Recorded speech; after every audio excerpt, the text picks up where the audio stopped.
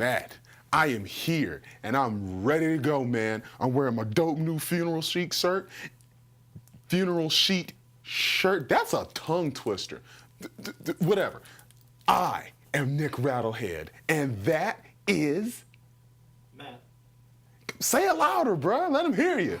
Matt the Graff. Hey, my man, and welcome to Aftershock Reviews, bro. We are excited to talk to you this week. I know I am, because we're doing a new Death Doom album in 2019, man, the first one. We've been talking about 2018 stuff lately. Not that I'm complaining, but now we got a new one, and it is from 20 Bucks Spin, man, and it is called Living Tomb by the band Ossuarium, coming out of Portland, bro. It's not a game. And Matt, let me tell you something.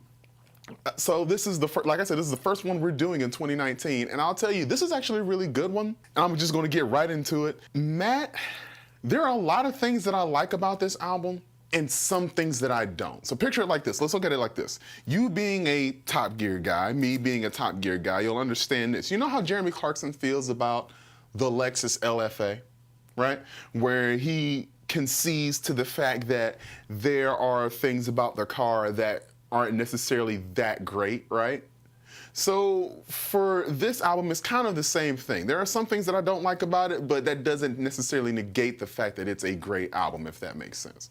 For starters, the intro's no more, Matt, I kid you not, than like 30-something seconds, right? It's 30-something seconds of nothing but wind and ambient noise, and that's literally it, right? And so I'm kind of in the zone now where I'm like, I'm kind of done with meaningless intros, if that makes sense. Just go into the album. Like, you don't have to hit me with that. I get what you're trying to do. Set the tone, set the mood, get it, good, got it. But you can just hit me with the music, and the music will do the exact same thing, because it goes from the intro into the first track called Blaze of Bodies, right? That track does the job that the intro track was doing, but better and with actual music, if that makes sense. Now, here we go. So it's a Death Doom album. So it's shifting from one foot to another on fast tempos, a la the death metal, to the slow snail's pace crawling tempos, a la the doom metal, right? And then on top of that, it also tries to do a good job of setting the mood or the tone.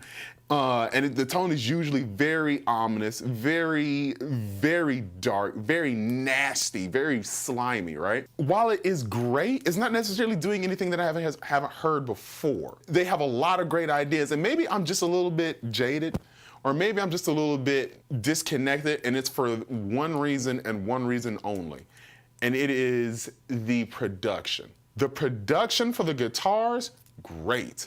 The production for Daniel Kelly's guttural vocals, which are great, by the way, and they are shot back in the mix.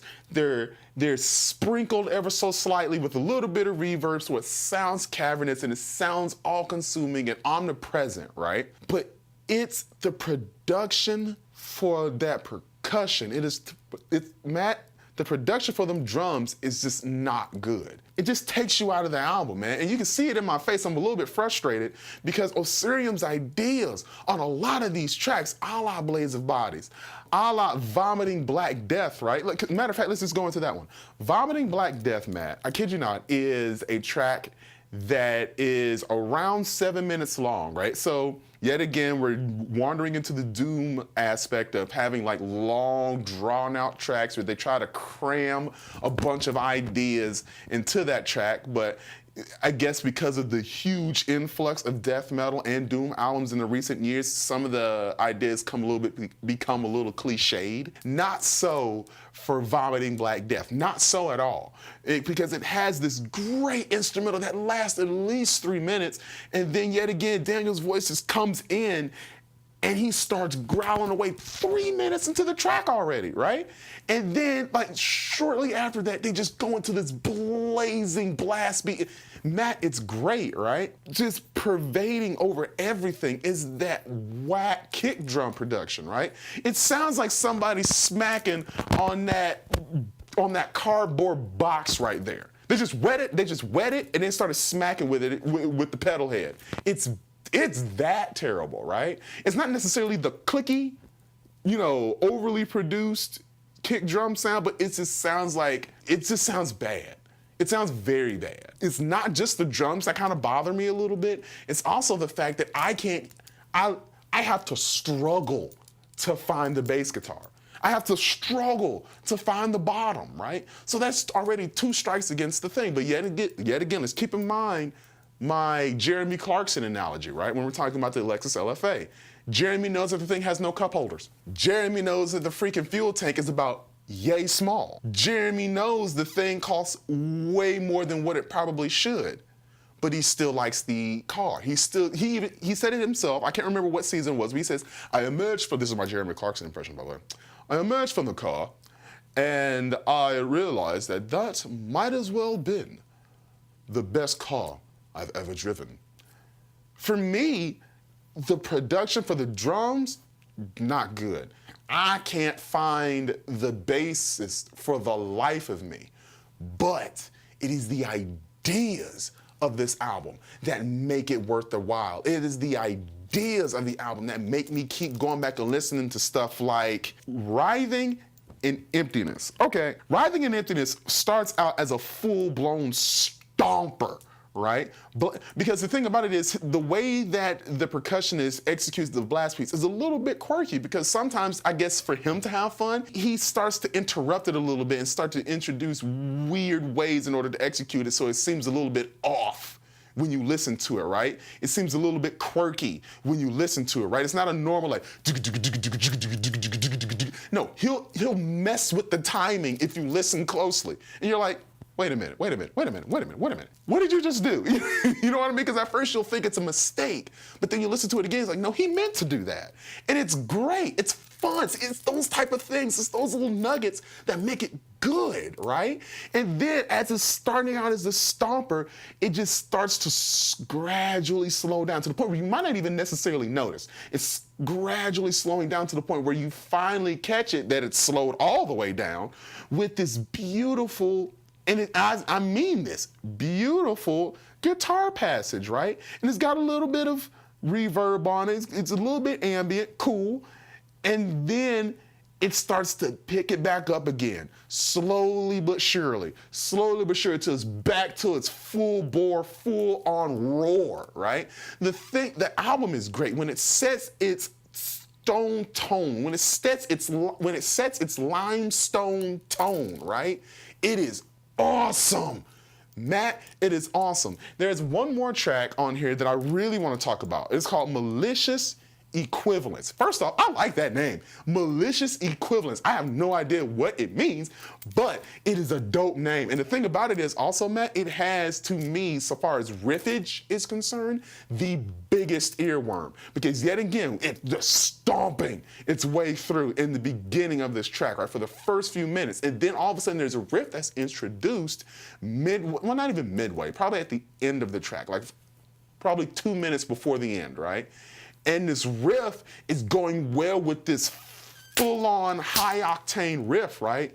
But as the thing starts to slow down, the riff becomes even more catchy. And then they start distorting the guitar while the riff is still there. And it's grimy, but it is gross. It's nasty. And it's gross. But it is so good, right? And this one is so good that you even start to forgive your cardboard box kick drum, right? You start to forgive it because the ideas are so strong. It's like the production cannot handle the weight of this band. That is the thing that I'm starting to grasp from this experience. The production cannot hang with the sheer ferocity and the sheer size of this band. And that's, for your first time out, I'm fine with that. You see what I mean? You get what I mean? I'm fine with you getting something out there which is still, to me, high quality, right? So far as ideas and so far as the instrumentalist playing top-notch riffs and playing fun, quirky and offbeat and fun percussion, right? It's great. It's absolutely great. It leaves me here. Do I like the album? Yes. Do I like everything about it? No. But that's okay, Because just like Jeremy Clarkson, once I hit stop and I walked away, I was like, you know what?